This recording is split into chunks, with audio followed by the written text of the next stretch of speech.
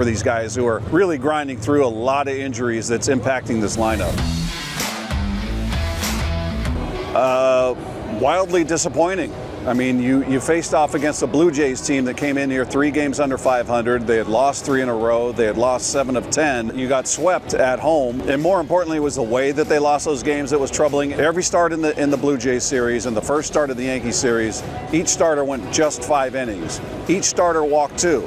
Each starter struck out 3. Each starter gave up 1 home run. It was a weird consistency there, but the problem was you got in the bullpen early, you beat up your bullpen, and in the Blue Jays series, you scored a total of 7 runs combined, and then you come in and face off against the Yankees. First game doesn't go your way.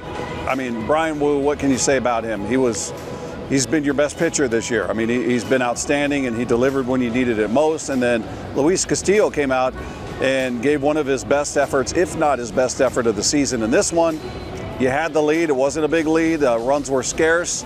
Unfortunately, the bullpen couldn't make it hold up. So, look, it's baseball. It happens. There's 162 of these, so you're going to lose games, but pretty disappointing homestand. I mean, you hate to see Bryce Miller go on the IL because you already have 2 of your other starters on there with Kirby and Logan Gilbert, who are on their way back and will be here hopefully by the end of the month. But you weren't getting anything out of him. You weren't getting great starts. So I'm not going to say you're not going to miss him, but it's not as if you took a guy out of the rotation that's giving you, 6 innings, 7 innings, and shutting down the opposition. He's struggling. All season long he's been struggling, whether it's physical that's turned into mental and now a combination of both. But they got to figure out whatever it takes to get him right. This team's going to get where they want to go, which is the postseason. But, man, the injuries just for not just the rotation, but the entire team, they've had more than their share of injuries already. He's been quietly hot for kind of a little bit. I mean, going into the Blue Jays series, he had at least 1 hit in 14 of the previous 18 games. He'd come in having back-to-back games with multiple hits. You've seen the strikeout rate go way down. It's been cut in half. You've seen the walk rate go up. So even when he's not coming up with a hit, he's finding a way to get on base. He's finding a way not to chase the off-speed low and away that he's been so prone to. So you've seen him early. You've seen him flash some power, had the big 2 RBI double today, scalded the ball opposite field. That tells me he's letting the ball travel deep on him. He's seeing the ball well.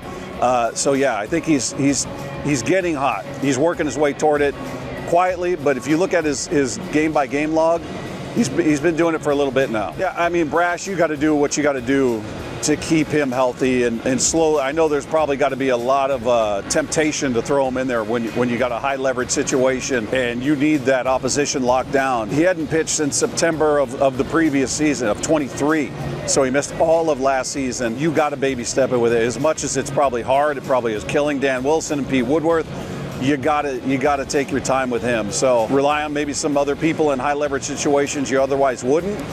For the most part, they've been solid. I mean, Spire got touched today, Vargas got touched up today, but those are your guys right now. I mean, you're starting out right out of the gates. This is a tough stretch, starting with the Yankees, best offensive team in baseball. Now you go face the Padres on the road, who are one of the best teams in baseball. The National League is ridiculous, and more specifically the NL West. If you look at the records of the Dodgers and the Giants and the Padres, even the Diamondbacks, I mean, that's a great division. Look, I think getting off on the right foot is huge for this team. I think, it obviously felt a little low in the clubhouse.